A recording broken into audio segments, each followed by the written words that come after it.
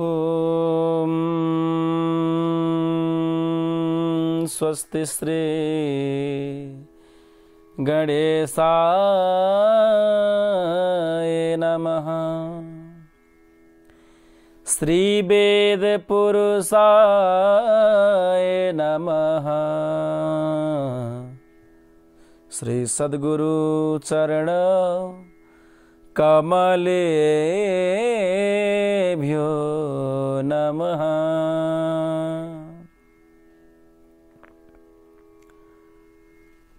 बंसी विभूषितकरान्नवनीरदावात् पीताम्बरादरुण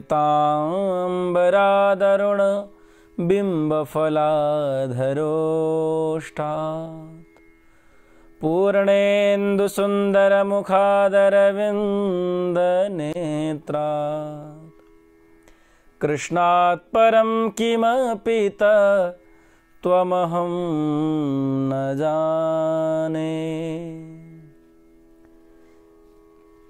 ऋषिभिः संस्तुतां नित्यं हिन्दुराष्ट्रविभूषितां वैदिकी साधना भूमिं वन्दे नेपालमातरम्।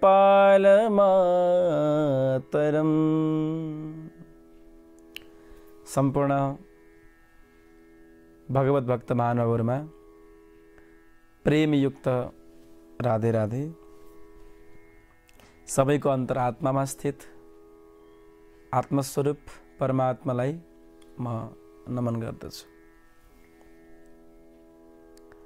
आज पनि विशेष सत्संग लिएर दीप टेलिभिजनको माध्यमबाट यहाँहरुको बीचमा आएका छौं। अन्तिमसम्म हामीलाई हेरेर साथ दिनुहुन अनुरोध समेत गर्न चाहन्छु। नित्य श्रृंखला, नित्य प्रवचनात्मक श्रृंखलामा हामी छौं। आज करिब 7-8 दिन भयो। प्रत्येक दिन हामी भागवत चर्चा, यो लकडाउनको बेलामा कम से कम केही सत्संग, साधना त मैले गराएको छैन लाइभमा। भगवत दीक्षा भयो भने कुनै दिन फेरि गराउँला। त्यसको लागि बिहानको समय चाहिन्छ। बिहान भागवत पाठ 6 बजे प्रत्येक दिन यहाँले सुन्नु भएको छ। त भागवत पाठको समयमा प्रभु इच्छा रह्यो भने साधनाको कार्यक्रम पनि टेलिकास्ट गरौँला, यहाँहरुको बीचमा प्रस्तुत गर्ने प्रयास गरौँला। यद्यपि साधनाको लागि प्रत्यक्ष आवश्यकता रहन्छ, किनभने त्यसमा मन्त्रध्वनि र विशेष गरेर तारतम्य मिल्नु पर्दछ, जो कि नजिकबाट मात्र सम्भव छ। त हामी शब्द ब्रह्मको विषयमा चिन्तन, आत्मा परमात्माको विषयमा चिन्तन, जीवात्मा परमात्मा के हो यो विषयमा चिन्तन, र कसरी मुक्ति मिल्छ, कसरी सुख मिल्छ, कसरी शान्ति मिल्छ, यावत कुराहरू अष्टावक्र गीताको चर्चाको माध्यमबाट निरन्तर सत्संग गरेका छौं। मैले कुनै प्रवचन यहाँलाई दिन आएको होइन, कुनै ज्ञान, कुनै दर्शन यहाँहरुको बीचमा छाट्नको लागि आएको होइन। म त सत्संग यो खाली समयमा सबै घर-घरमा बसेका छौं, अरु काम केही पनि छैन, त्यसकारणले सत्संग गरौँ, मलाई पनि आनन्द होस्। स्वान्त सुखाय तुलसी रघुनाथ गाथा भाषा निबन्ध मतिमज्ज्वलमा तनोति। गोस्वामी तुलसीदास जी महाराजसँग प्रश्न गरियो, बाबा यो रामचरितमानस किन लेख्नुभयो? तुलसीदास भन्छन्, स्वान्त सुखाय। मैले त यो आफ्नो सुखको निमित्त, आफ्नो अन्तर हृदयमा रमण गर्नको निमित्त मैले लेखेको हो, अरूलाई प्रवचन दिनको लागि, अरूलाई कुनै दर्शन छाट्नको लागि होइन, स्वान्त सुखको लागि। मेरो पनि यो प्रवचन श्रृंखला स्वान्त सुखको लागि नै हो। र जो व्यक्ति स्वयंमा सुखी हुन्छ, जो व्यक्ति स्वयंमा मस्त आनन्दमा रहन्छ, त्यो व्यक्तिले नै अरूलाई सुख दिन सक्छ। जो मुर्झाएको छ, जो सकुचित छ, जो बिल्कुल सुकेको छ, जो निरस छ, त्यो व्यक्तिले अरूलाई रस कसरी प्रदान गर्न सक्छ र? त मेरो निवेदन के हो भने यो ठाकुरजीको इच्छाद्वारा जस्ता शब्दहरू, जस्ता भावहरू, जस्ता विचारहरू यहाँ व्यक्त गरिन्छन् त्यही नै हो। कुनै तयारी गरेर यो बोल्छु भनेर गरिने पनि होइन, गरेर आएको चिजभन्दा पृथक अनुभूति, पृथक विषयवस्तुहरू र पृथक भावहरू यहाँहरूको बीचमा आउने गर्दछ। यदा कदा तयारी गरेर आयो भने पनि त्यो चिज यहाँ आउँदैन। जुन चिज आउँछ त्यो दूसरेद्वारा, कुनै शक्तिद्वारा प्रेरित हुन्छ अथवा भगवानद्वारा प्रेरित हुन्छ।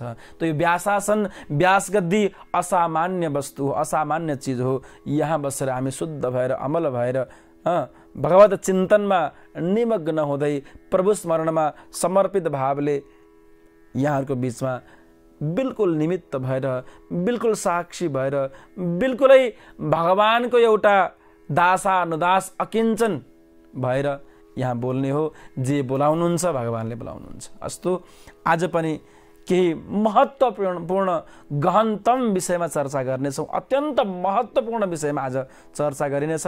त सबैले जसले हामीलाई दीप टेलिभिजनको माध्यमबाट हेर्दै हुनुहुन्छ सबै धन्यवादका पात्र हुनुहुन्छ। र जसले विभिन्न पेज, फेसबुक अथवा युट्युबको माध्यमबाट हामीलाई हेर्दै हुनुहुन्छ उहाँहरू सबैलाई मेरो सानो प्रार्थना छ, यो भिडियोलाई अत्याधिक मात्रामा सेयर गरौँ। धेरै मान्छेको बीचमा यो लकडाउनमा कहाँ जाने, के गर्ने, कसो गर्ने भन्दा भन्दै मान्छे कुमार्गमा पनि लाग्न थालिसकेका छन्। कतिपय ठाउँमा तास खेल्ने, जुवा खेल्ने, राम राम राम राम राम, के गर्ने, कसो गर्ने, टाइम पास भएन, मान्छे बिग्रियो। हिन्दीमा एउटा कथन छ, खाली दिमाग शैतानका बास। खाली भयो भने मान्छे बिग्रिने गर्दछ। यद्यपि कोरोनाको त्रासले मान्छे केही आध्यात्मिक भएका र केही सात्विक भोजन गर्नुपर्ने रहेछ भन्ने विश्वास सारा विश्वका जनमानसमा पुगेको अवस्था पनि हो। तथापि यहाँहरूले यो सत्सङ्गात्मक कार्यक्रमलाई सेयर गर्नुभयो भने धेरै मान्छेको बीचमा पुग्छ र हामीलाई पनि लाभ प्राप्त हुन्छ। अन्य व्यक्तिहरूले पनि यो सत्सङ्गको लाभ प्राप्त गर्न सक्नुहुन्छ। त सबैलाई सेयर गर्नको लागि मैले अनुरोध गर्न चाहन्छु। यहाँहरूको सेयरले धेरै व्यक्तिले यो क्वारेन्टाइनमा अथवा यो के भन्छन् घरमा एकाग्र एक्लै बसेको बेलामा, यो कोरोनाले गर्दाखेरि मान्छे विक्षिप्त भएको अवस्थामा सत्सङ्गको अवसर सबैलाई प्राप्त होस् भन्ने हाम्रो चाहना र कामना हो। अस्तु, आउनुहोस् भगवान नाम संकीर्तन गरौँ। त्यसपछि केही चर्चाहरू, मूल प्रसङ्गमा हामी प्रवेश गर्नेछौँ।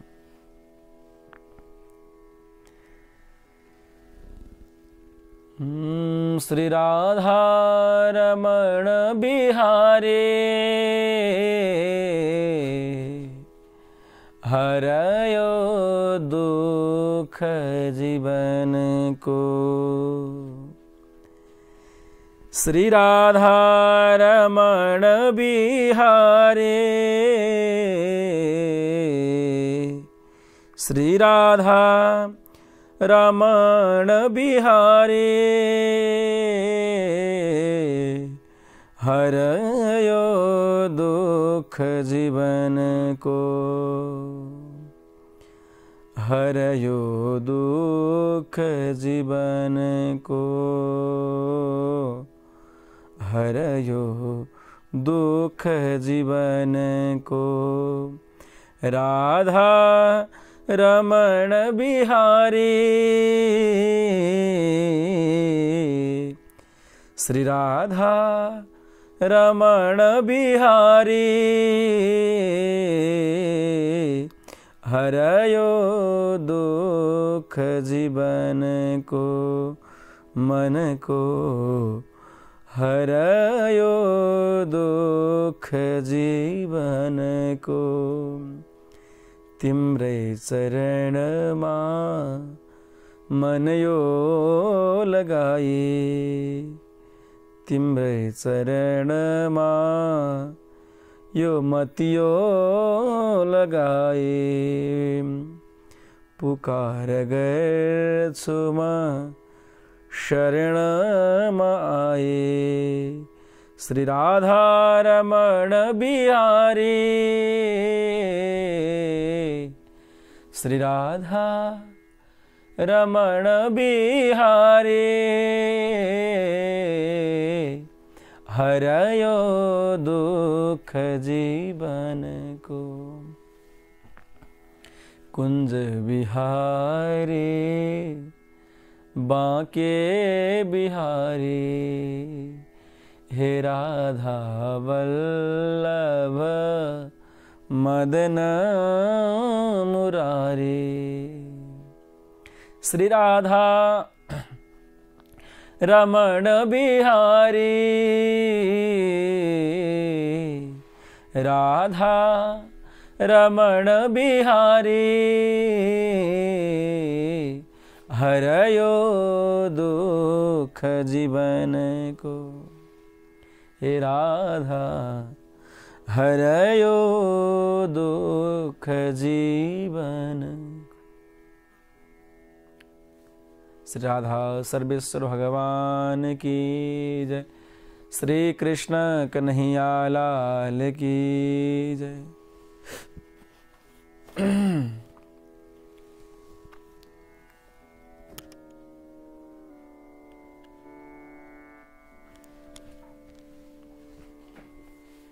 आउनुस् अब भने मूल प्रसंगमा हामी प्रवेश गर्नेछौं।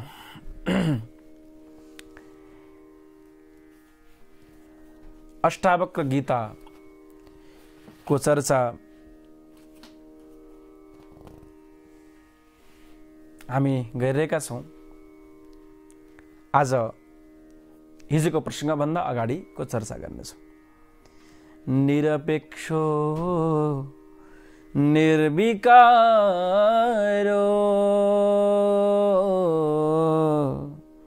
निर्भरः शीतलाशया अगाध बुद्धिरक्षुब्धो भवचिन्मात्र वासनः। हिजो हामी यो श्लोक तकको चर्चा गरेका थियौं। अब हामी अगाडि बढ्छौं। साकारम् अनृतं विद्धि निराकारं तु निश्चलम् एतत् तत्त्वोपदेशेन न पुनर्भव संभवः। दृश्य अनित्य हुंसारा अदृश्य आत्मनित्य छ। यही आत्मबोधले मात्र परमानंद मिल्दछ। परमानंद मोक्षज मोक्ष छ। साकारम अनृतम विद्धि।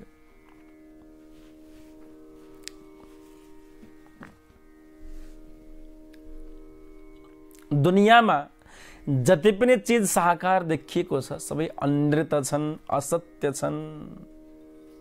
दुनियाँमा जति पनि देखिने वस्तुहरू छन् ती सबै अनृत छन्, क्षणिक छन्। यसरी बुझौं, प्रकृतिबाट उत्पन्न भएका हरेक चीज क्षणभङ्गुर छन्, नाशवान छन्। जस्तो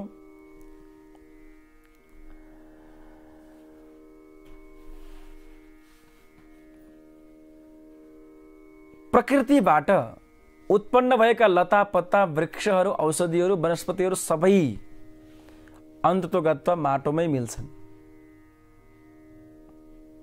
त दुनियाँमा जति पनि चीज देखिएका छन्, चाहे विकासका गतिशीलका कुराहरू हुन्, चाहे कुनै चीज किन नहुन्, प्रकृति जो स्थूल देखिएको छ, साकार देखिएको छ, त्यो सत्य होइन, त्यो असत्य हो।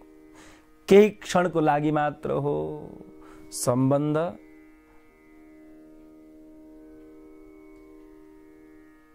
पनि क्षणिक हो, सम्बन्ध पनि क्षणिक हो। दुनियाँको हरेक चीज यसरी बुझौँ, हरेक चीज क्षणिक छ। निराकारम तो निश्चलम, निराकार आत्मा नै निश्चल हो, निरन्तर हो। अनि अमर हो।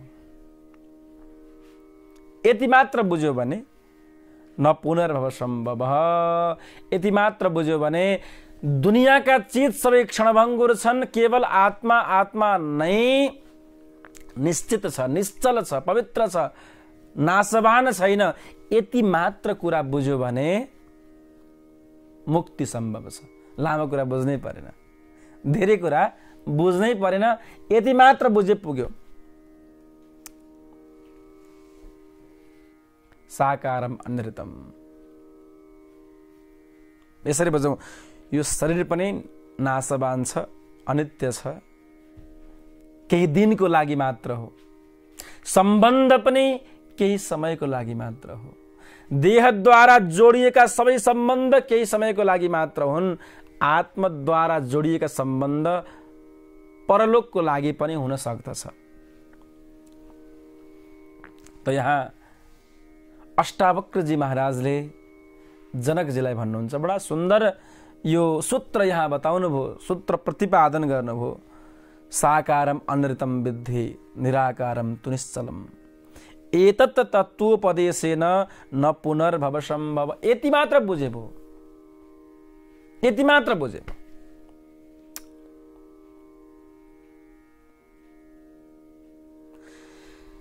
आत्मा पूर्ण छ, आत्मा अमर छ। यो त सुनेकै कुरा हो, बुझेकै कुरा हो। एकजना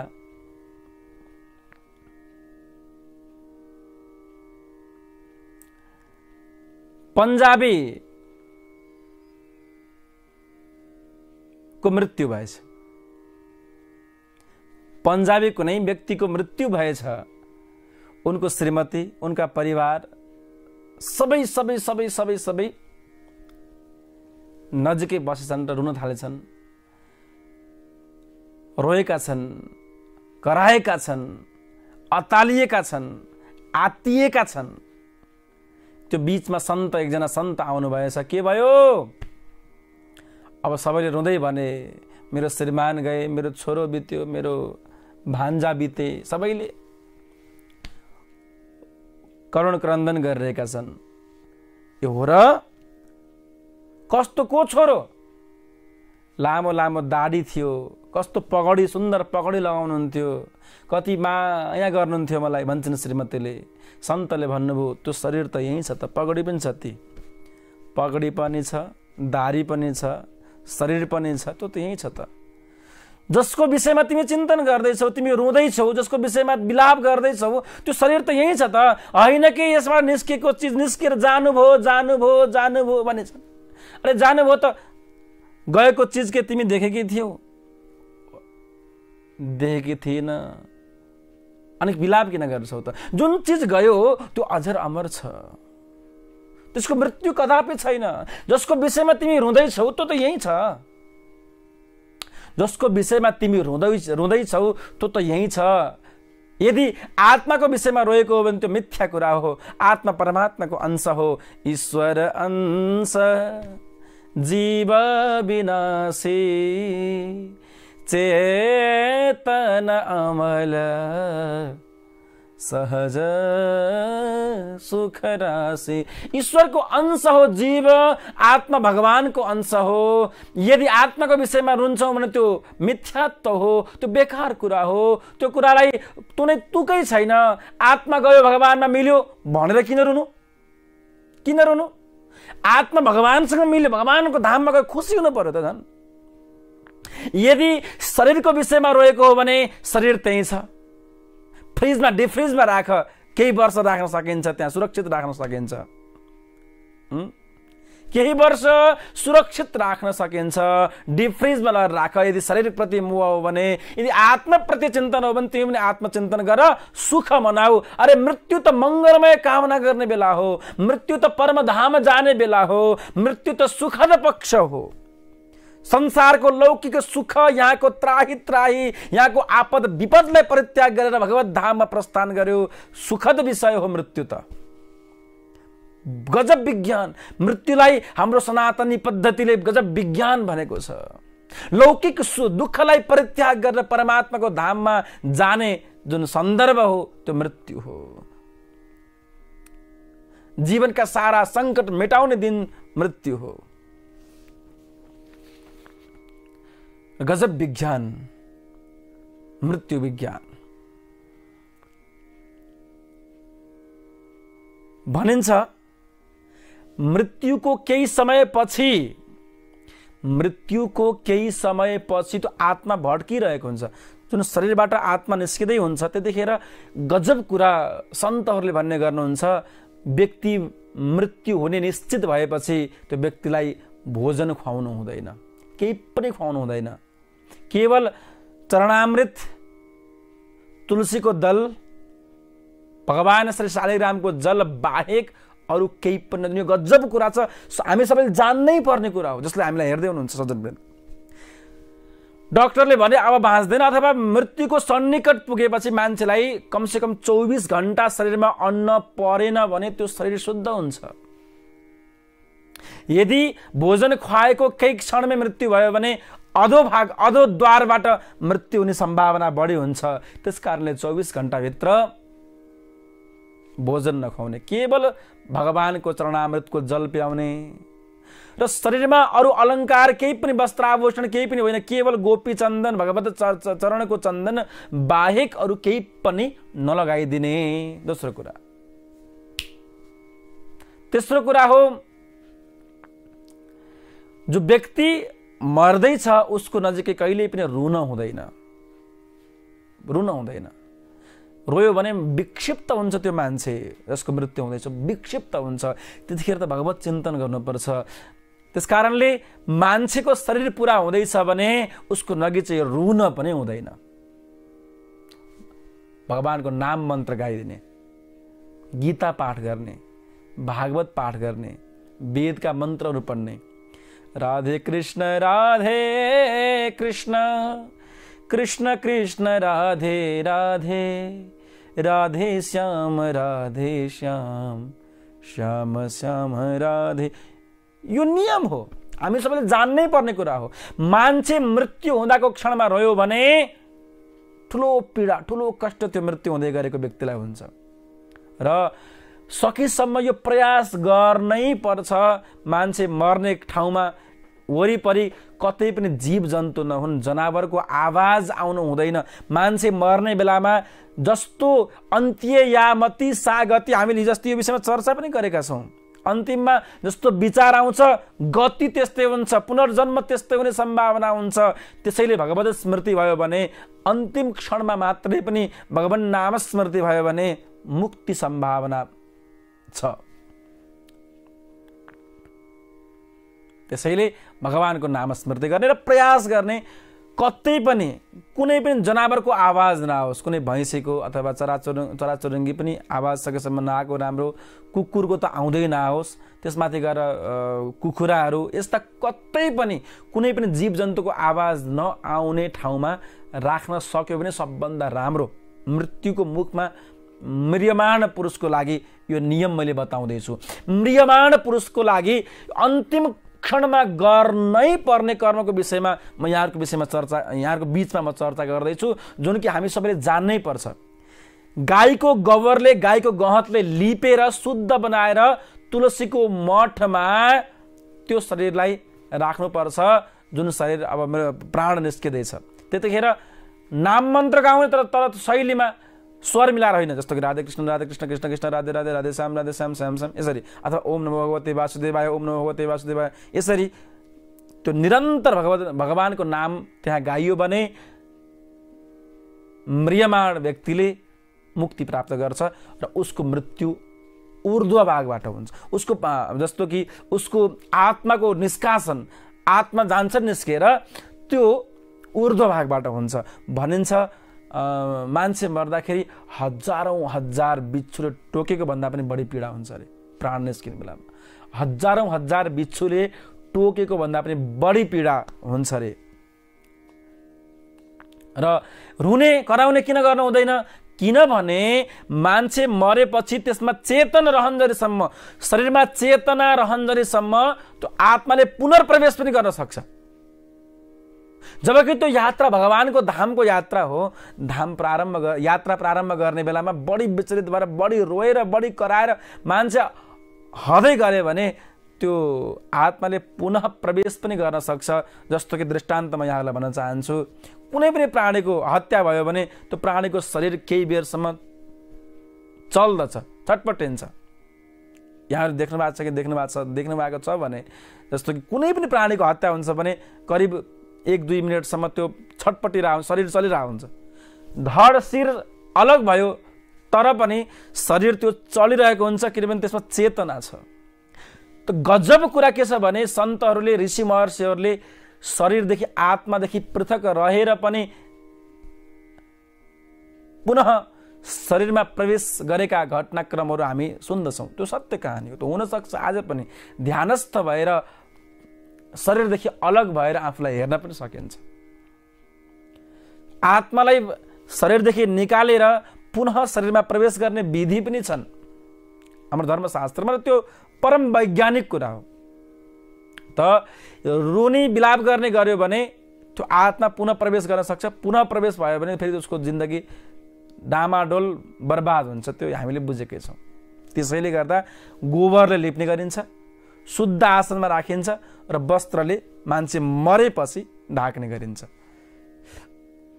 अनि मृत्यु पश्चात तत्काल घरदेखि हिँड्नु पर्ने कारण के? यसो 2-4 घण्टा राख्ने, यसो कीर्तन गर्ने, यसो हेर्ने मान्छेले हेर्ने, अनि बल्ल लाने मसान घाटमा गरे हुन्थेन? हुँदैन। तत्काल उठाएर हामी लान्छौँ।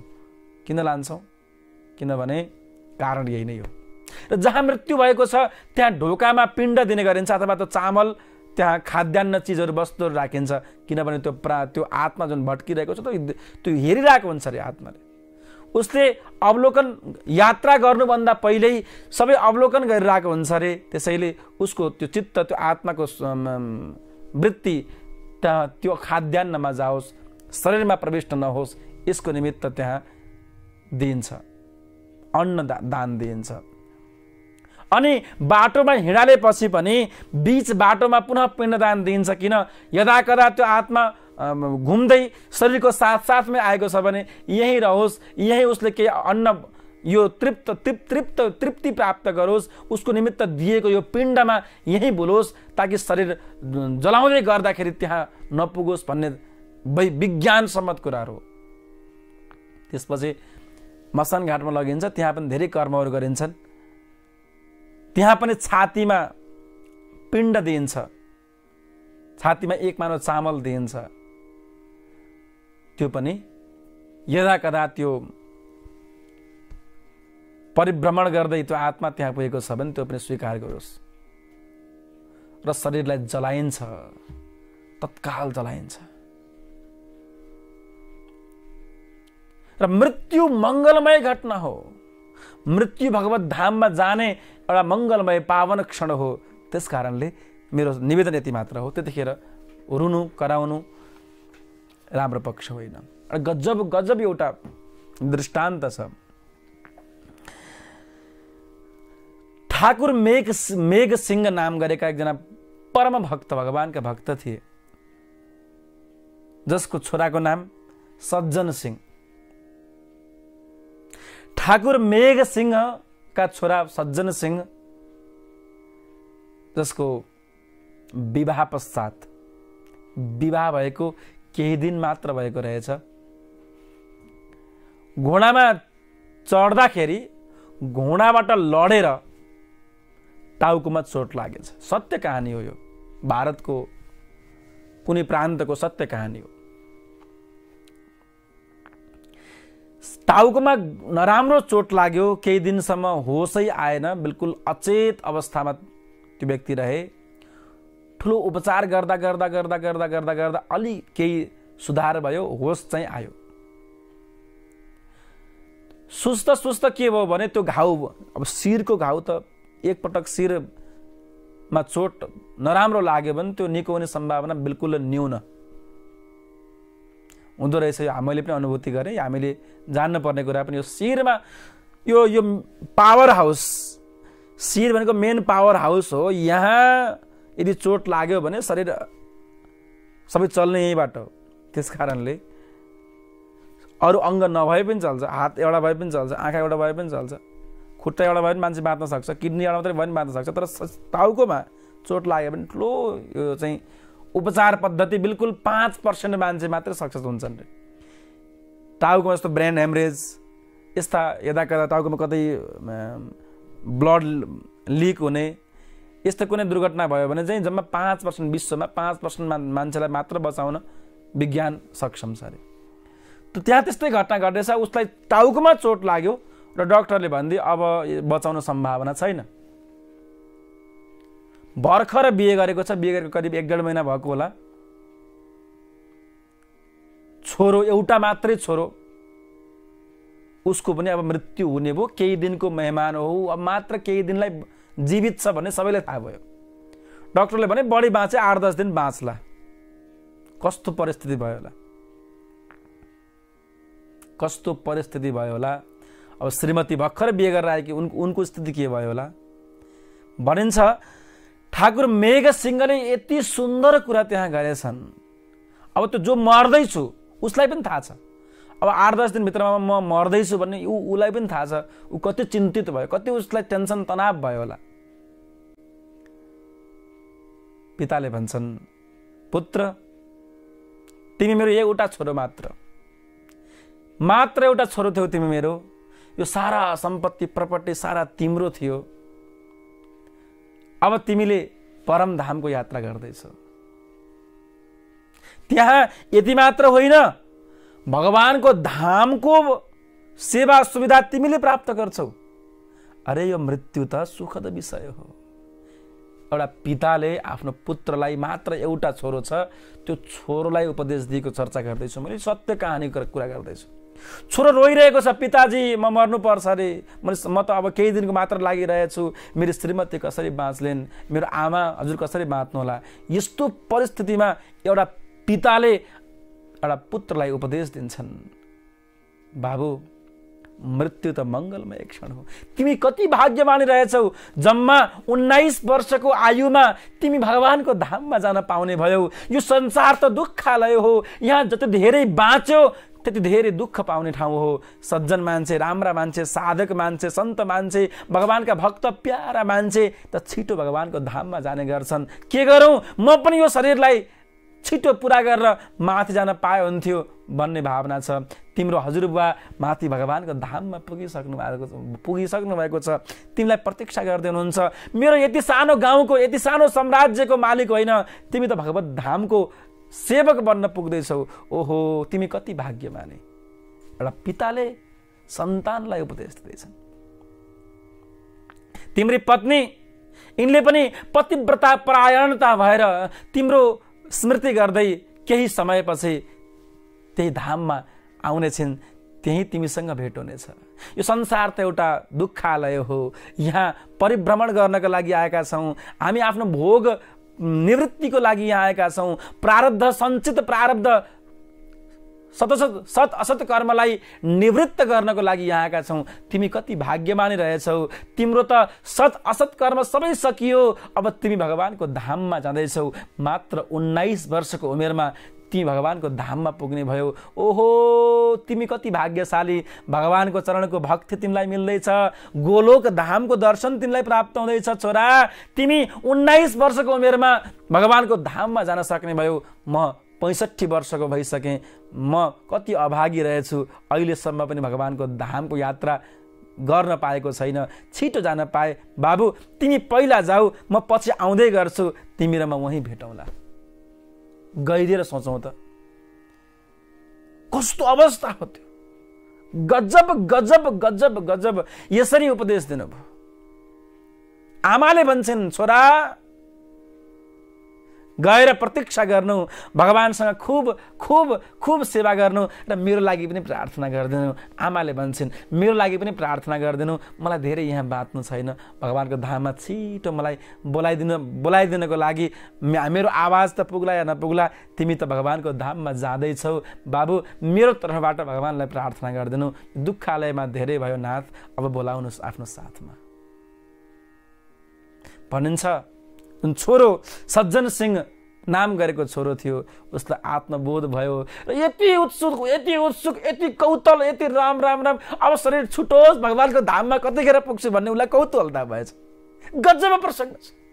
उसलाई अब चिन्ता छैन, श्रीमतीले के गर्ने छैन, उनले केही समय भोग्छन्, केही समय भगवानको भजन गर्छन्, फेरि आइहाल्छन् नि त माथि। आमा त आउनुहुन्छ त माथि, बाबा पनि माथि आउनुहुन्छ, भगवानको धाममा जाँदैछु। ओह कति भाग्यशाली म, 19 वर्षमा भगवानलाई पाउने भएँ, 19 वर्षमा ठाकुरजीको चरणको धुलो पाउने भएँ, गोलोक धाम दर्शन गर्न पाउने भएँ। क्या गजब भनेर खुसी भएर छिटो आज या भोलि 10 दिनको समय डक्टरले दिएको थियो, 10 दिन होइन, म त आजै जान पाए, अहिले जान पाए कति खुसी हुन्थ्यो होला भन्दै प्रतीक्षा गरे ठाकुरजीको, प्रतीक्षा गरे मृत्युको। मङ्गलमय समय हो मृत्यु, सुखद समय हो मृत्यु, भगवत धामको यात्रा प्रारम्भ गर्ने समय हो मृत्यु। रुदन क्रन्दन मृत्युको बेलामा राम्रो शोभा दिँदैन, रुने कराउने, छटपटिने, बेहोस हुने यो त अनभिज्ञ अल्पज्ञ व्यक्तिहरूको काम हो। त्यसैले सबैलाई मेरो आज निवेदन छ, मृत्यु त मङ्गलमय घटना हो, मृत्यु त भगवानको धामको यात्रा प्रारम्भिक क्षण हो। त्यसैले मृत्युको बेलामा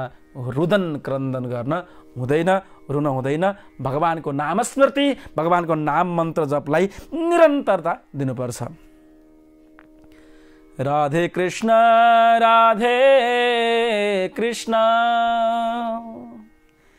कृष्ण कृष्ण राधे राधे राधे श्याम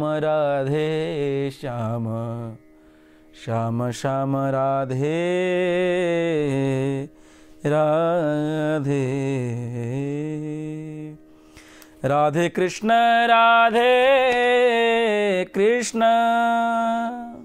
कृष्ण कृष्ण राधे राधे राधे श्याम श्याम श्याम श्याम राधे राधे।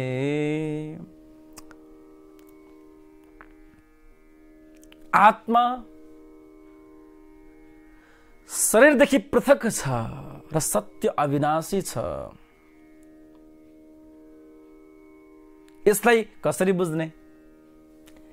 आत्मा अविनाशी छ हो, यही चर्चा यहाँ भइरहेको छ। साकारम अनृतं विद्धि निराकारं तु निश्चलम् एतत्तत्त्वोपदेशेन न पुनर्भव सम्भव। अब म मेरो तर्फबाट केही सूत्र यहाँलाई भन्न चाहन्छु, म मेरो नितान्त व्यक्तिगत मेरो अनुभवको विषयमा। भनौ भजन गर्नुहुन्छ, जप गर्नुहुन्छ, ध्यान गर्नुहुन्छ, त्यतिखेर यति त भन्ने, यति मात्रै बुझ्ने गरौँ, यति मात्रै प्रार्थना गर्ने गरौँ, हे श्याम सुन्दर, हे ठाकुरजी मलाई कहिले बोलाउँदै हुनुहुन्छ आफ्नो धाममा। अब यो ठुलो कुरा हो, सानो कुरा चाहिँ होइन है, फेरि सानो कुरा चाहिँ होइन। हे ठाकुर, हे श्याम सुन्दर, हे बन्सी भारे, मलाई कहिले बोलाउँदै हुनुहुन्छ आफ्नो धाममा, आफ्नो चरणमा। हे नाथ, यहाँ साह्रै कहिलेसम्म पो बस्नु यहाँ, म तिम्रो धाममा आउनको लागि, तिमीसँग भेट्नको लागि अत्यन्त तडपिएको छु, छटपटिएको छु, अति तडपिएको छु नाथ, छिटो मलाई बोलाउनुहोस्। यति मात्रै प्रार्थना गरौँ त। बिहानमा जप गर्ने बेलामा यति मात्र गहिरेर पूर्ण मनोयोगले, पूर्ण भावले यति मात्र प्रार्थना गरौँ त कस्तो हुन्छ? त्यति भयो भने मृत्युको बोध पनि हुन्छ, ठाकुरजीको धाममा जान मर्नै पर्छ, शरीरलाई छोड्नै पर्छ।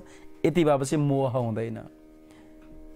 ए ठाकुरजी मलाई कहिले बोलाउँदै हुनुहुन्छ आफ्नो धाममा, म त साह्रै दुःख पाइसकेँ, प्रतीक्षाको पल धेरै लामो भयो ठाकुर। हे प्रियतम, जय जय प्रियतम, जय जय प्रियतम, जय जय प्रियतम, जय जय प्रियतम। यो ठाकुर चाहिँ मलाई कतिखेर बोलाउँदै हुनुहुन्छ। यति भाव भयो भने भगवानको भक्ति पनि जाग्छ, भगवानको प्रेम पनि जाग्छ, साथसाथमा देह अनित्य छ, देह क्षणभङ्गुर छ भन्ने ज्ञान पनि प्राप्त हुन्छ। र गजब गजब प्रेम, दिनभरि ठाकुरजीको प्रेम कुनै कुनै परिस्थितिले हाम्रो मनस्थितिलाई बिगार्न सक्दैन यदि बिहान यति मात्र प्रार्थना गर्यौँ भने। ठाकुरजी कहिले बोलाउँदै हुनुहुन्छ मलाई।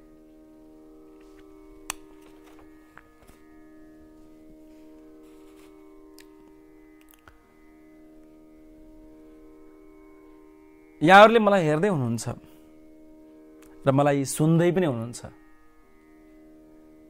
हेर्दै हुनुहुन्छ, सुन्दै हुनुहुन्छ।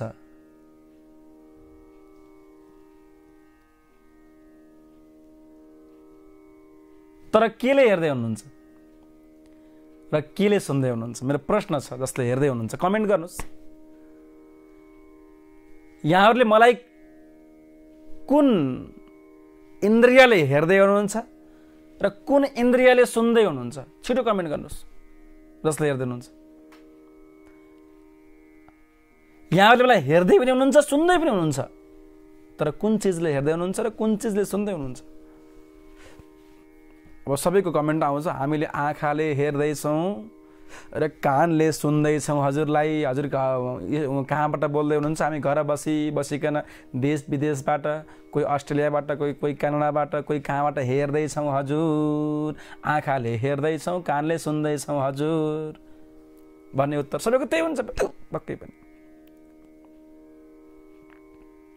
तर गहिरिएर सोच्यो भने त्यो गलत छ। गहिरिएर सोच्यो भने त्यो गलत छ। किनभने हामीले न त आँखाले हेरेका छौँ, न त कानले सुनेका छौँ। अरे सुन्ने र हेर्ने त त्यो आत्मा हो। मान्छे मरेपछि उसको शरीरमा कान पनि हुन्छ, आँखा पनि हुन्छ, तर त्यो आँखाले देख्दैन, कानले सुन्दैन, नाकले सुँघ्दैन, मुखले बोल्दैन। त्यो सबै गराउने को हो? आत्मा हो। शरीरदेखि अलग छ आत्मा, पृथक छ आत्मा र नित्य छ आत्मा भन्ने प्रमाण यही नै हो। बुझ्नु भएन? गइदिएर सोच्नुहोस् त। आँखा त त्यो मुर्दामा पनि हुन्छ, कान त त्यो मुर्दामा पनि हुन्छ, तर उसले सुन्दैन। जबसम्म शरीरमा आत्मा थियो तबसम्म उसले सबै मुभमेन्ट गर्ने गर्दथ्यो। सबै उसले शब्द प्रति शब्दहरू, भावहरू, श्रवण शक्ति, ग्रहण शक्ति, दृश्य शक्ति सबै उसमा थिए। तर आत्माको अनुपस्थितिमा केवल ऊ एउटा माटोबाट ढुङ्गा जस्तो, मुडो जस्तो भयो।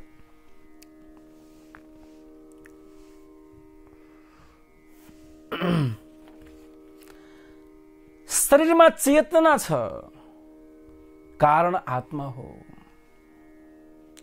शरीरमा चेतना छ, कारण आत्मा हो।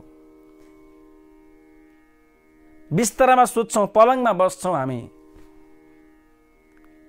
तो पलङ अचेतन हो। उसले प्रतिक्रिया दिँदैन, उसले प्रत्युत्तर दिँदैन। जति बस्छ त्यहाँ कुनै उसलाई कुनै कष्ट हुँदैन। तर कुनै मान्छेको काखमा 1 घण्टा 2 घण्टा बस्दियो भने के हुन्छ? अया दुख्यो, हात खुट्टा दुख्यो, उठ, कति बस्या हो? उसले प्रतिक्रिया दिन्छ। किनभने त्यो पलङ अचेतन छ, मान्छे चेतन छ। त्यो चेतना आत्माद्वारा जागृत हुने कुरा हो। फुटबल खेल्दैछौँ, फुटबललाई लात्ताले हान्छौँ, उसले प्रतिक्रिया दिँदैन किनभने त्यो अचेतन छ। तर मान्छेलाई एक झापड हान्यो भने, खुट्टाले हान्यो भने उसले आया भन्छ, दुख्यो भन्छ, किनभने ऊ चेतन युक्त छ।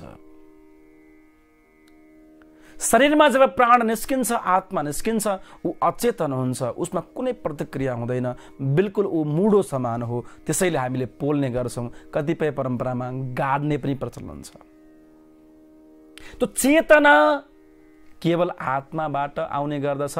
आत्माको उपस्थितिमा त्यो चेतना रहने गर्दछ र आत्मा निस्किएपछि पनि केही समयलाई त्यो चेतना शरीरमा रहन्छ। मैले यो कुरा पहिले पनि भनेको छु, पुनश्च दोहोऱ्याएँ। जस्तो कि कुनै प्राणीको हत्या भयो भने केही मिनटसम्म ऊ शरीर मुभमेन्ट भइरहेको हुन्छ, शरीर चलायमान भइरहेको हुन्छ। त आत्माद्वारा नै शरीर सञ्चालित हो। ध्यान दिएर सुन्नुहोस्, अलि बुझ्नु भएन भने म यसलाई अझै केही दृष्टान्त दिएर बुझाउन चाहन्छु। जस्तो कि यो बल्ब छ, बत्ती बलिरहेको छ। बत्ती जुन उज्यालो दिने बल्ब छ त्यो शरीर हो र करेन्ट जुन छ त्यो आत्मा हो।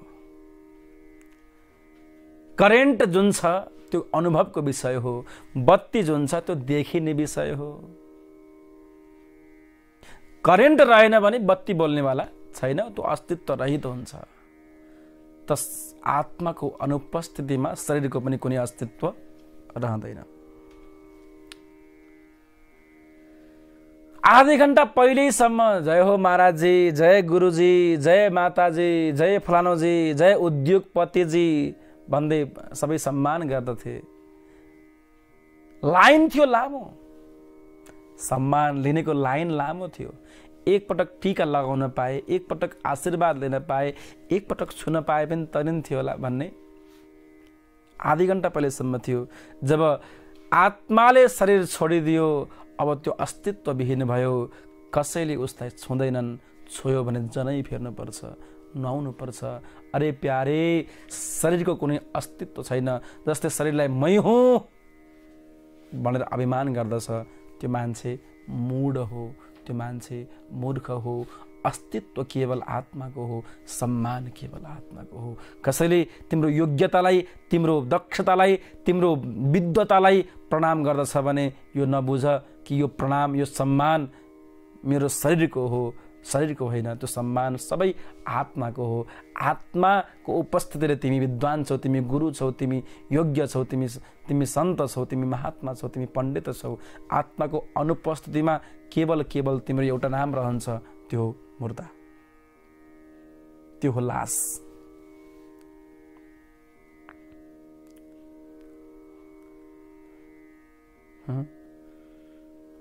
त्यसैले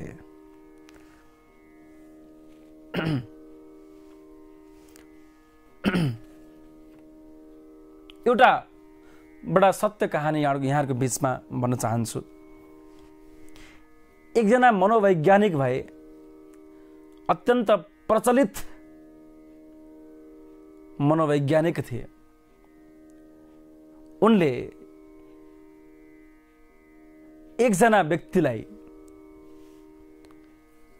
जो कि फ्रान्स की महिला थिइन्, ती मनोवैज्ञानिकको नाम आयन्स टिवन नाम गरेका मनोवैज्ञानिकले फ्रान्स की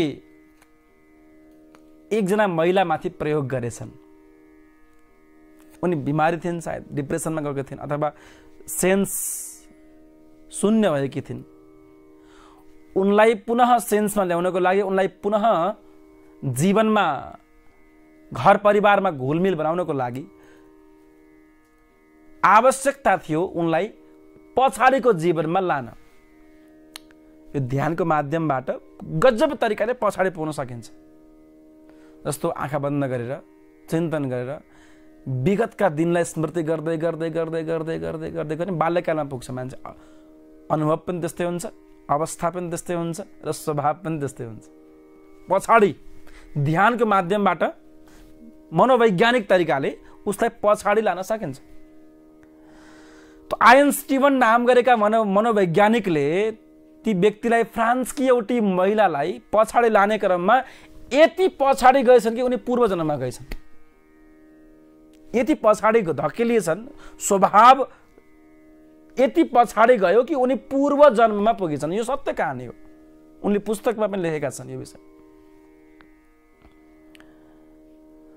पूर्व जन्ममा पुगिन् अनि त्यसपछि के बोल्न थालिन्, अर्कै भाषा, अर्कै टोन, सबै फरक भएछ। वैज्ञानिकहरू हेरे भएछन्, राम राम के भयो यस्तो, अर्कै भाषा बोल्छ, कसैलाई पनि थाहा छैन, के बोल्छन् भने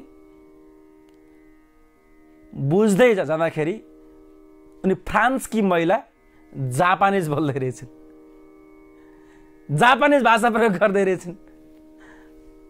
अनि जापानिज मान्छेहरूलाई बोलाइयो, के बोल्दैछन् यिनी भनेपछि मेरो घर जापानमा हो, यो गाउँमा हो, यो ठाउँमा हो, मेरा यतिजना छोराछोरी छन्, मेरो श्रीमानको नाम यो हो, सारा कुरा भन्छन्। त्यसपछि त्यहाँका वैज्ञानिकहरूले गुगलमा सर्च गरेछन् जापानमा साँच्चै त्यो ठाउँ छ कि छैन। गुगलमा सर्च गर्दा त ठाउँ देखिएन छ, ठाउँ पत्ता लागेन छ। फेरि अर्को टिम जापानमै गएर गाउँमा गएर त्यसरी खोज्दाखेरि 60-70 वर्ष पहिले त्यो ठाउँमा त्यो गाउँ रहेछ र ती व्यक्ति पनि रहेछन्, उनका छोराछोरी पनि रहेछन्। र त्यो ठाउँको नाम अहिले परिवर्तन, सहर जस्तो कि गाविसबाट गाउँपालिका भयो, नगरपालिका भयो, महानगर भयो भने नाम परिवर्तन हुन्छ। त्यस्तै गरिकन 70 वर्षमा धेरै परिवर्तन भयो, ठाउँको नाम चेन्ज भएको रहेछ, तर उनका सन्तान त्यहाँ यथास्थितिमा रहेछन्।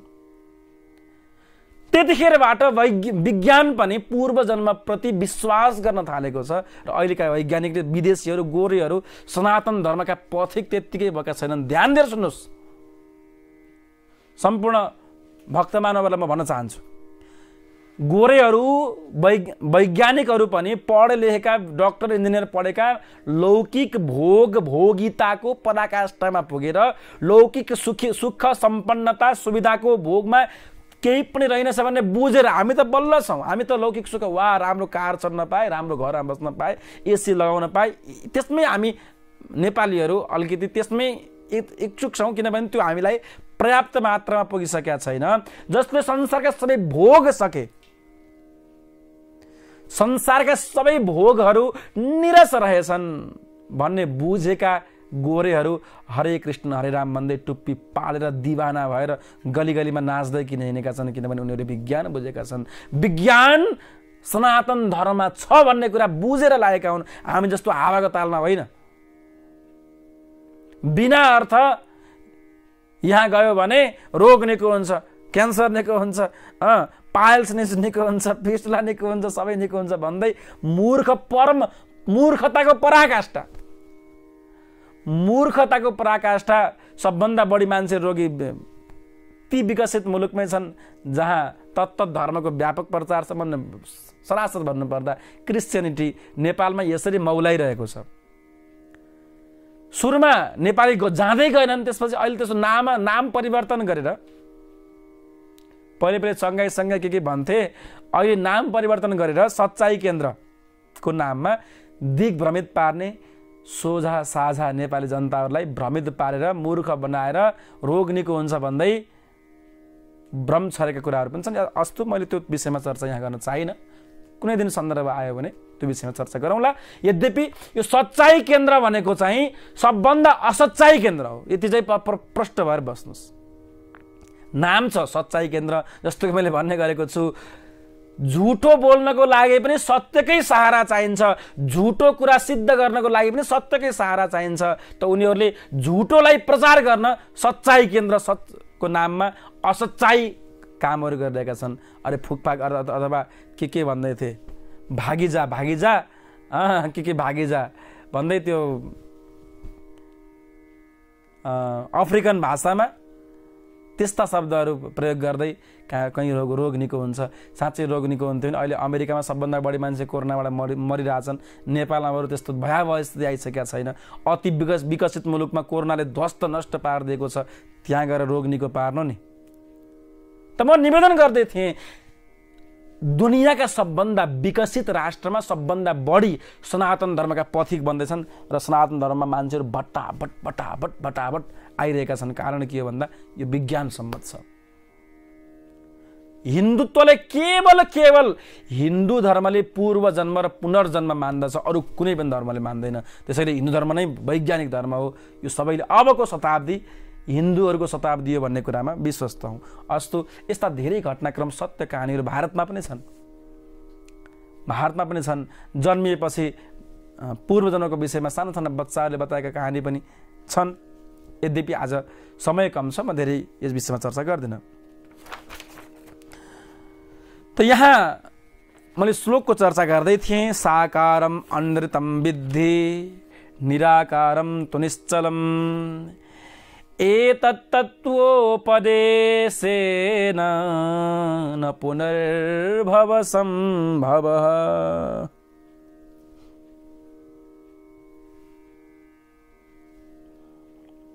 दुनियाँमा देखिने वस्तुहरू अनृत छन्, असत्य छन् र निराकार नै आत्मस्वरूप नै निश्चित हो र निरन्तर हो भन्ने कुरा बुझ्यो भने मोक्ष प्राप्त हुन्छ, मोक्ष मिल्दछ। आउनुहोस् अब अर्को श्लोकको विषयमा चर्चा गरौँ। नथैवादरसमाध्यस्थे रूपेन्तः परितस्तु सः तथैवास्मिन् शरीरेऽन्त परितः परमेश्वरः। एउटै पुरुष देखिन्छ बाह्य दर्पण भित्रमा, त्यस्तै व्यापक आत्मा छ प्राणीका देह भित्रमा।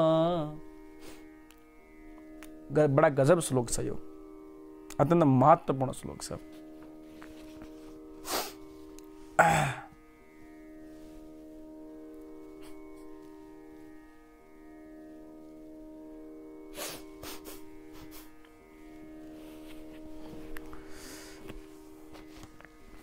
भगवान सबै प्राणीहरूमा कसरी व्याप्त हुनुहुन्छ? जसरी मालाको भित्र धागो अनिवार्य छ, धागोको अनुपस्थितिमा माला सम्भव छैन। यसै गरिकन हरेक प्राणीभित्र भगवान व्याप्त हुनुहुन्छ। जसरी घोटिएको चन्दनमा हरेक चन्दनको कण कणमा जल मिश्रित छ, यसै गरिकन हरेक प्राणीभित्र ईश्वर निश्चित छ।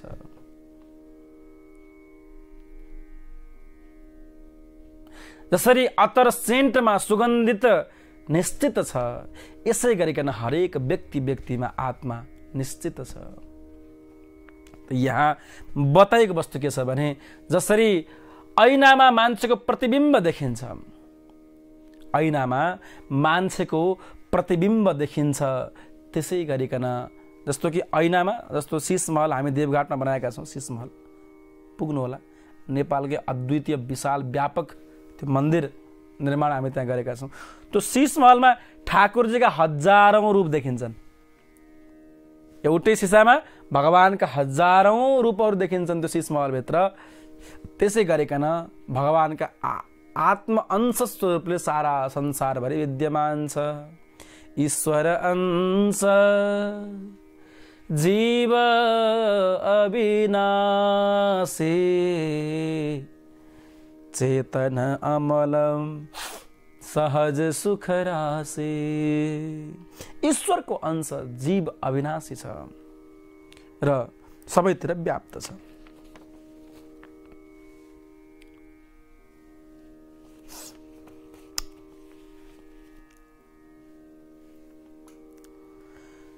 आत्मा हामी सबै हौं, आत्माको अंश हामी सबै छौं र पूर्ण आत्मा भगवान हुनुहुन्छ है। पूर्ण आत्मा, आत्माको पूर्ण स्वरूप भगवानको हो। जस्तो मानौ फूलको एउटा टुक्रो अथवा समुद्रको एक थोपा जल हरेक व्यक्तिमा छ, तर पूर्ण समुद्र नै परमात्माको स्वरूप हो। जसरी घरमा चलाएको धारोको पानी, घरमा चलाएको धारोको पानी बग्दै नालीमा, नालीमा बग्दै नदीमा, नदीमा बग्दै महानदीमा, ब्रह्मपुत्र हुँदै अन्तिममा समुद्रमा मिश्रित हुने गर्दछ। यसै गरिकन हरेक जीव जीवन्तहरूको आत्माहरू अन्तिममा भगवानमै गएर मिल्ने गर्दछ। जसरी घरमा अग्नि जलाइयो भने अग्नि आकाशतर्फ गएर सूर्यमा गएर लिप्त हुने गर्दछ, किनभने त्यो सूर्यको अंश हो। यसै गरिकन आत्मा भगवानमा अन्तिममा गएर मिल्ने गर्दछ। तो यहाँ अथैव दर्श मध्यस्थे रूपेन्तः परितस्तु सः। अंश हौं हामी, भगवानका अंश हौं, भगवान पूर्ण हुनुहुन्छ र हामी आत्मा हौं, भगवान परम आत्मा हुनुहुन्छ, पूर्ण आत्मा हुनुहुन्छ। परमात्मा भने सुनेका छौं, पूर्ण आत्मा, परमात्मा, सबै आत्माको मूल स्रोत, मूल केन्द्र, मूल स्वरूप भगवान हुनुहुन्छ। ममैवांसो जीवलोके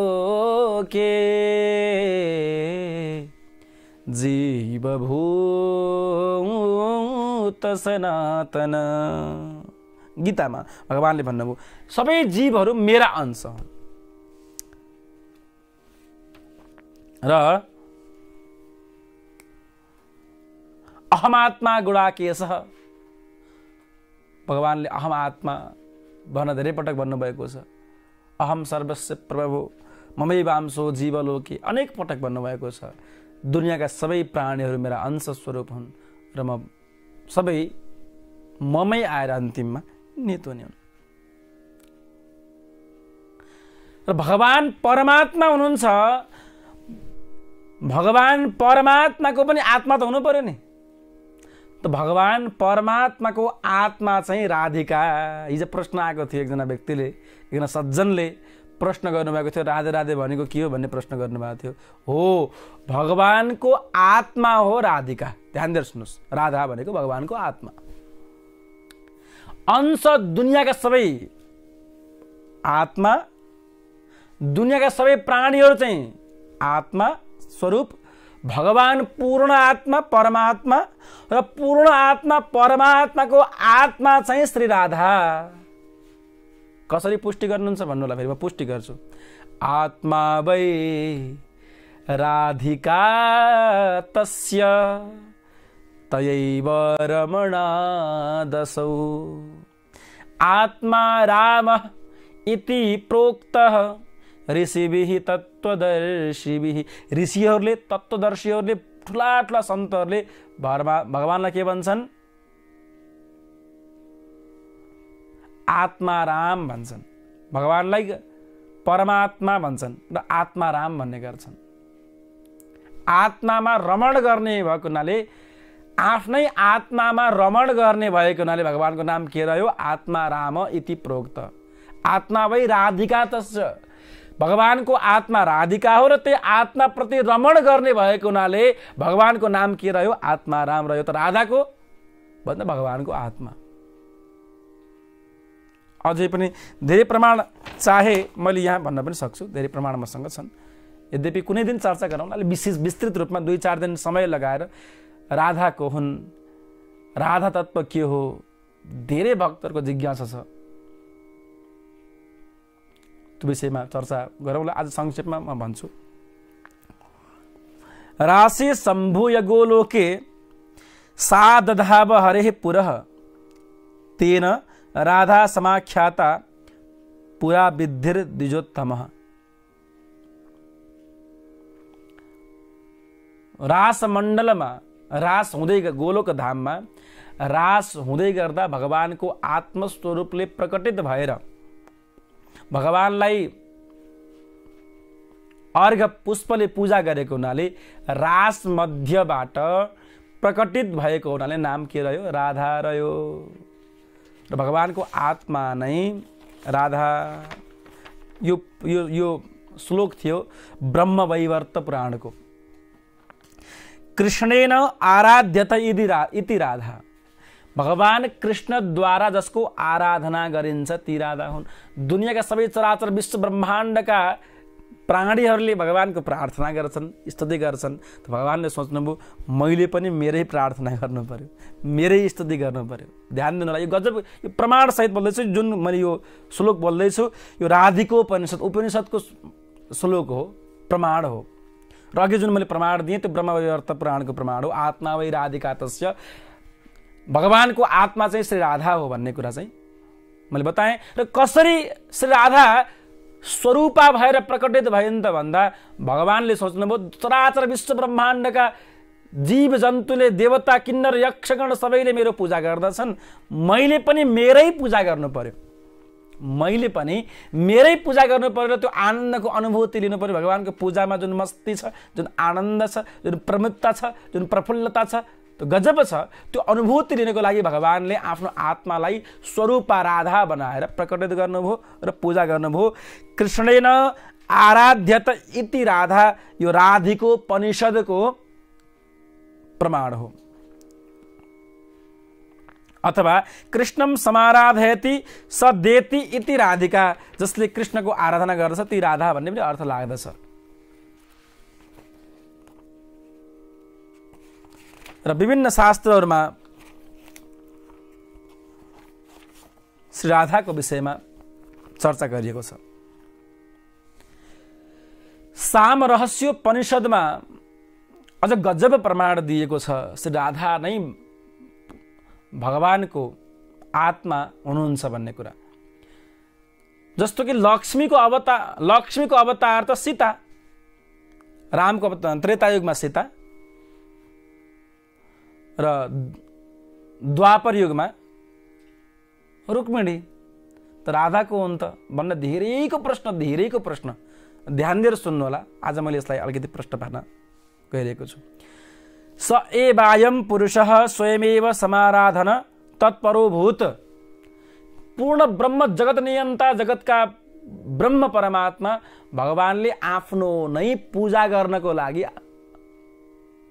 इच्छुक हुनुभयो, तत्पर हुनुभयो, तत्परो भूत। स्वयमेव समाराधन तत्परो अभूत, तस्मात् स्वयमेव समाराधनम अकरोत्, त्यस कारणले स्वयंको आराधना गर्नु हो। अतो लोके वेदे श्री राधा इति गीयते, त्यसरी लोकमा, सन्तको मुखमा र वेदमा श्री राधा, श्री कृष्णले आराधना गरेको हुनाले आराधिता इति राधा, भगवानले नै आराधना गर्ने भएको हुनाले नाम के रह्यो? राधा। त्यसैले सन्तहरू, महात्माहरू, भक्तहरूले कृष्ण कृष्ण भन्दा पनि बढी राधे राधे भन्छन्। बुझेर भनौँ, राधे राधे। भगवान कृष्णको आत्मा राधा, राधे भने पनि तत्काल कृपा हुन्छ, तत्काल फल प्राप्त हुन्छ। त्यसैले राधा शब्द सब बडो प्यारो छ, बडा जादुमय छ, बडो करेन्ट युक्त छ है राधा शब्द। अनादिरयम पुरुष एव एवास्ति तदेव रूपम द्विधा विधाय समाराधन तत्परो भूत, तस्मात् ताम राधाम रसिकानन्दाम वेद विदो वदन्ति।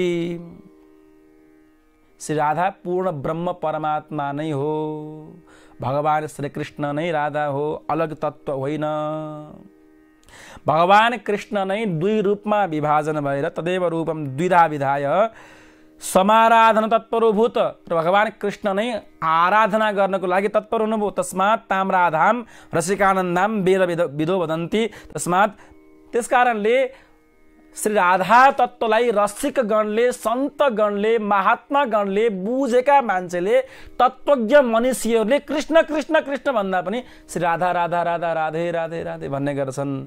तत्त्वविदहरूले, ज्ञानी मान्छेहरूले, पढेका मान्छेहरूले, बुझेका मान्छेहरूले, साधकहरूले, सन्तहरूले, महात्माहरूले कृष्ण कृष्ण होइन राधे राधे भन्ने गर्छन्। जसले बुझेका छन्, जसले बुझेका छैनन्, नबुझ्नेलाई खुर्पाको बिण, बुझ्नेलाई श्रीखण्ड चन्दन।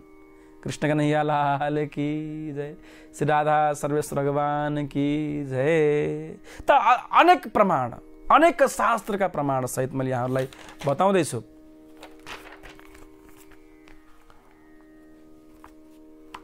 ब्रह्मवैवर्त पुराणको एउटा श्लोक छ,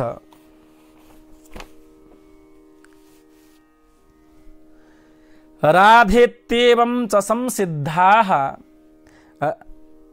राकारो दानवाचकः धानिर्वाणं चतुर्धात्री तेन राधा प्रकीर्तिता। ब्रह्मवैवर्त पुराण श्री कृष्ण खण्डको श्लोक हो यो। राधा नामको अर्थ के हो? हिजो यो विषयमा प्रश्न आएको हुनाले आज यो मेरो विषय, यो अहिलेको विषय होइन। अहिले हामी आत्माको विषयमा चर्चा गरेका छौँ। ठिक छ, यो पनि आत्मा, परमात्माको आत्माको विषयमा पनि चर्चा गर्दा राम्रै हुन्छ, भगवानको पनि आत्मा। त राकारो दानवाचक, रा भनेको के हो? दानवाचक शब्द हो, कृपावाचक शब्द हो। त राधा भनेको, धा भनेको मुक्तिवाचक शब्द, रा भनेको कृपावाचक, तत्काल कृपा, करुणा की खानी। कृष्ण कृष्ण जप गर्ने मान्छे दुखी होला नि त, जसले राधे भन्छन् चक्क मौजमा छन् ती मान्छेहरू। हेर्नुहोस्, उदाहरणै हेर्नुहोस्, जगतगुरु श्री कृपालुजी महाराजको आश्रम हेर्नुहोस् त, अरबौं खरबौं डलर, छोड्नुहोस् यति भन्न सकिन, कति हजार करोड खर्च भएको छ त्यो मन्दिरमा। त्यस्ता मन्दिर ठाउँ ठाउँमै छन्। राधे शब्दको जादु हो त्यो। कृपालुजीले मागेर भने होइन, राधे शब्दबाट बर्सियो। राधा राधा राधा राधा राधा भन्नुहोस् त के हुन्छ? उल्टा धारा धारा धारा धारा धारा धारा राधा राधा राधा राधा राधा राधा राधा धारा धारा धारा धारा धारा धारा धारा भयो। प्रेमको धारा, करुणाको धारा, स्नेहको धारा, ममत्वको धारा र कृपाको धारा नै राधा हो। जसले राधा शब्द भन्छ त्यो मान्छे मौजमा रहन्छ, मस्तीमा रहन्छ। कृष्ण त भागी भागी पछाडि आउँछन् जसले राधा नाम जप्ने गर्दछ, किनभने रा शब्दको अर्थ हो कृपावाचक। राकारो दानवाचक, दान दातव्य, सहज रूपमा आफ्ना भक्तहरूलाई कृपा गर्ने शब्द, ध्वनि, मन्त्रको नाम हो राधा। प्रेमको नाम, प्रेमको पराकाष्ठाको नाम हो राधा। रसिक सन्तको जिह्वाग्र भागमा निरन्तर राधा शब्द रहन्छ। र धा शब्द, धा निर्वाणम चतुर्धात्री। राधाको धाको अर्थ निर्वाण, मोक्ष, मुक्तिको धात्री, तद्धात्री, त्यो प्रदान गर्ने वाली श्री राधा हुन्। बुझ्नुभयो? रा माने कृपा। त राधा भन्ने बित्तिकै के मिल्यो? संसारको सबै सुख सुविधा सम्पन्नता, दुनियाँका सबै सुख मिल्यो, कृपा भयो। र धा भन्ने बित्तिकै मुक्ति मिल्यो भनेपछि योभन्दा ठुलो मन्त्र दुनियाँमा कोही छ? त्यसैले बुद्धिमानी बन्नुहोस्, राधा मन्त्र गाउन गर्नुहोस्। राधा यो नाम अति महत्त्वपूर्ण गूढ रहस्य भएको कुरा छ। र यो ब्रह्मवैवर्त पुराणको श्लोक र प्रमाण सहित मैले यहाँहरूलाई बताएँ। अरू धेरै प्रमाण मसँग छन्, यद्यपि आज त्यो चर्चाको विषय होइन। म कुनै दिन ठाकुरजीको कृपा रह्यो भने यो विषयमा चर्चा गर्न। गोपिनीहरूको हुन् राधा, श्री राधा शब्द लिने बित्तिकै सुखदेव महाराजलाई वर्षौंको समाधि लाग्थ्यो अरे। राधा शब्दमा कति प्रेम छ, कति करुणा छ, कति स्नेह छ, कति करेन्ट, कति जादु छ, जसले गाउने गरेका छौँ उहाँहरूले बुझ्नु भएको छ होला। कुनै दिन चर्चाको विषय बनाउला, यो विषयमा चर्चा गरौँला। भगवत कृपा भयो भने, श्री राधा रानीको कृपा रह्यो भने कुनै दिन त्यो विषयमा पनि चर्चा गरौँला। यतिखेर भने हामी अष्टावक्र गीताको चर्चा गरिरहेका छौँ हजुरले। र राधा नाम यो महामन्त्र हो, ठुलो ठुलो कृपायुक्त मन्त्र हो। सबैले यो राधा नामलाई गाउने गरौँ। जय राधे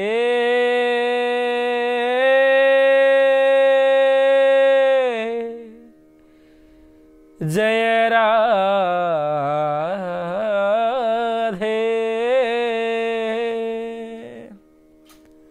जय श्री कृष्ण बोलो जय राधे जय राधे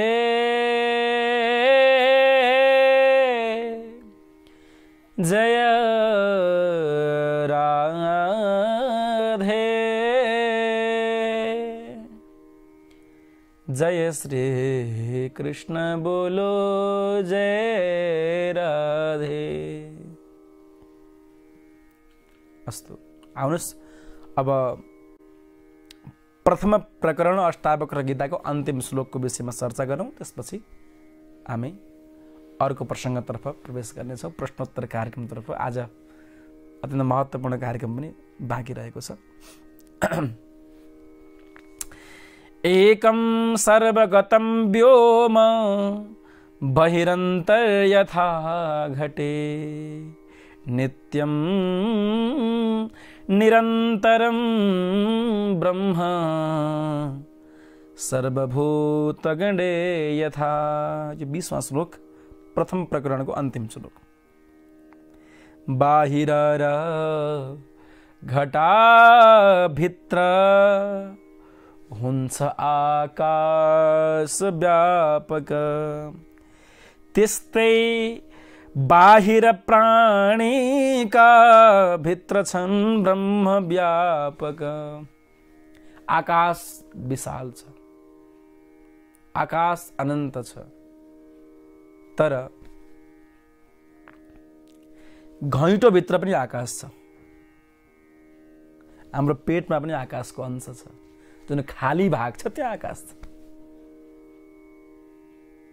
घैँटो भित्र भएको आकाशलाई घटाकाश भनिन्छ र बाहिरको आकाशलाई पूर्ण आकाश भनिन्छ। घैँटो फुटेपछि घैँटो भित्र भएको आकाश पूर्ण आकाशमा मिल्छ। यसै गरिकन हरेक जीवमा आत्मा छ। त्यो आत्मा शरीरबाट निस्सृत भएपछि पूर्ण आत्मामा गएर सम्मिलित हुने गर्दछ। बुझ्नुभयो? यहाँहरूले स्नेहवसाथ मानव दृष्टि इक्जाम्पलको लागि यहाँहरूले मलाई 1 किलो सुन दिनुभयो। महाराजजीको आश्रममा ठाकुरजीका मूर्ति छन्, मन्दिर छन्, भगवानलाई लाग्छ, भगवानमा समर्पित हुन्छ भनेर 1 किलो सुन दिनुभयो। घरमा लुकाइ लुकाइ राख्न भन्दा दियो भने आनन्द हुन्छ भनेर मानौ, इक्जाम्पल। अनि मैले त्यो सुन 1 किलो सुन पाएँ। पाछन् नि फेरि भोलि पुलिस आउलान् मेरो बाहिर, होइन, इक्जाम्पल, ओन्ली इक्जाम्पल मात्रै हो यो।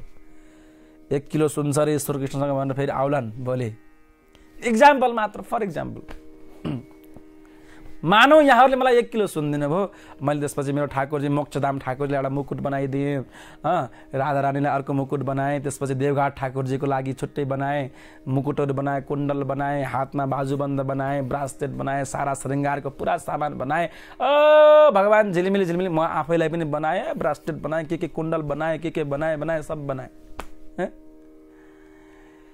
2-4 वर्षपछि, 5-7 वर्षपछि झ्याउ लाग्यो, जहिले पनि टेन्सन।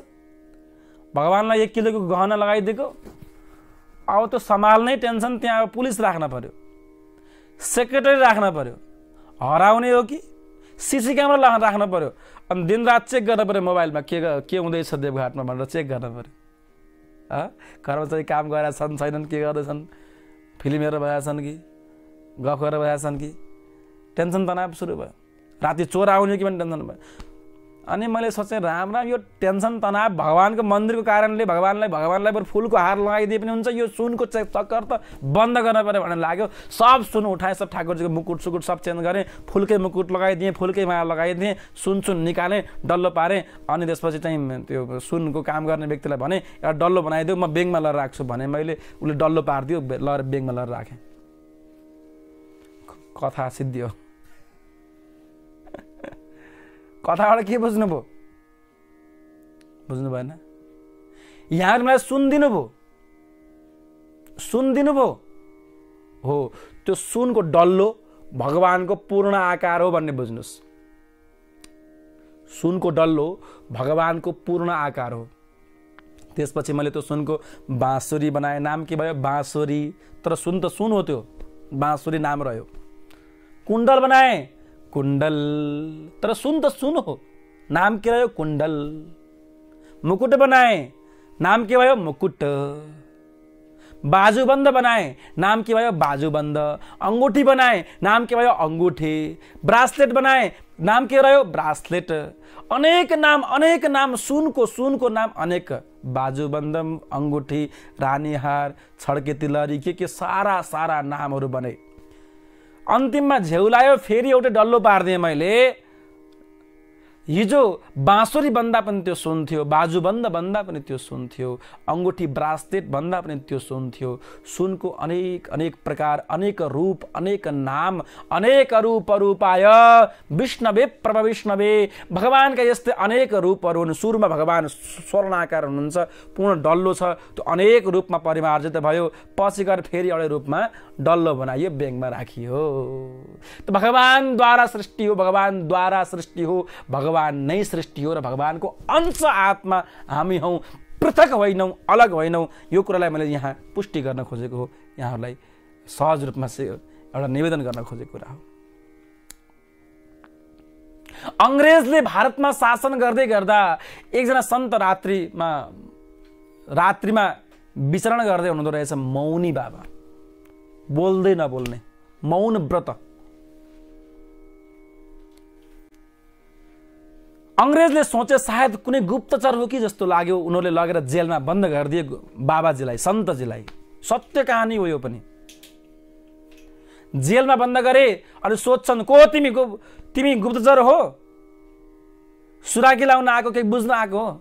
सन्तले भन्नुहुन्छ, बोली मौन व्रत छ, मौन व्रत तोड्न भएन, मुखले बोल्नु भएन, इशारा गर्नुभयो।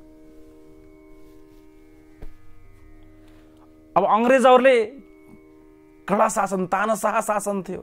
यति पिटेछन् सन्तलाई, एक शब्द बोल्नु भएन। मौन व्रत थियो, दृढ व्रत। 20औं वर्ष मौन व्रत भइसक्यो रहेछ। यति पिटे सोध्छन्, तिमी को हौ, तिम्रो नाम के हो, तिमी कहाँबाट आयौ, तिमी किन हिँड्यौ?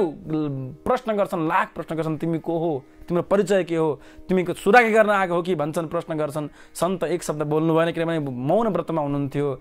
अनि पिट्दा शरीरबाट प्राण निस्किन थालेछ। सत्य कहानी हो, शरीरदेखि प्राण निस्किन थाल्यो। अन्तिममा सन्तले भन्नुभएछ, अरे इतना क्यों मारता है, यति धेरै किन पिट्छस् मलाई किन सोध्छस् त को होस् भनेर? तिमी जो हो म पनि त्यही हो, म जो हो त्यही तिमी हो। तिमी पनि भगवानको अंश आत्मा हो, म पनि भगवानको अंश आत्मा हुँ। तिमी र ममा केही भिन्नता, केही पृथकता छैन। तिमीले लाख प्रयत्न गर्यौ मलाई सोध्ने भनेर अन्तिममा यही शब्द भन्नुभएछ र प्राण छुटेछ। सत्य कहानी हो। तिमी भित्र जुन आत्मा निहित छ, त्यही आत्मा म भित्र पनि छ। त्यसैले द्वेष भाव, वैर भाव किन? तिमी र म त एउटै ईश्वरका अंश हौ, तिमी र म त एउटै परमात्माका अंश हौ। जो आया बुलावा तो जाना पड़ेगा, आखिर ये सर तुमको झुकाना पड़ेगा। जो आया बुलावा तो जाना पड़ेगा, आखिर ये सर तुमको झुकाना पड़ेगा। वहाँ ना चलेगा बहाना किसी का, वहाँ ना चलेगा बहाना किसी का। नहीं चाहिए दिल दुखाना किसी का। तो एकम सर्वगतम व्योम बहिरंतर यथा घटे, नित्यम निरंतरम ब्रह्म सर्वभूत गणे तथा। यो अंतिम श्लोक प्रथम प्रकरण को निवेदन गर्दै आजको सत्संग प्रकरणलाई यहाँ अन्त्य गर्न चाहन्छु। अब भने हामी प्रश्नोत्तर कार्यक्रममा प्रवेश गर्नेछौँ। सबैको जय होस्, कल्याण होस्। भोलि द्वितीय प्रकरणको चर्चा हामीले भोलि ठिक 4:30 बजेबाट म यहाँ स्टुडियोमा तयार हुनुहुन्छ र यहाँहरू सबैले 4:30 देखि 5 को बिचमा हामीले फेसबुकमा केही सूचना ईश्वर कृष्ण महाराज पेजबाट मैले निरन्तर दिइरहेको हुन्छु। 5 बजेदेखि 6:30 बजेसम्म 1.5 घण्टा अष्टावक्र गीताको विषयमा चर्चा, त्यसपछि प्रश्नोत्तर कार्यक्रमको विषयमा हामी निरन्तर चर्चा गरिरहेका छौँ। यद्यपि 5-10 मिनट तलमाथि हुन सक्छ, किनभने प्रसङ्ग कहीँ लम्बिन पनि सक्छ, कहीँ प्रसङ्ग संक्षेपमा पनि हुन सक्छ, कहीँ समासमा, कहीँ व्यासमा। अस्तु, आजको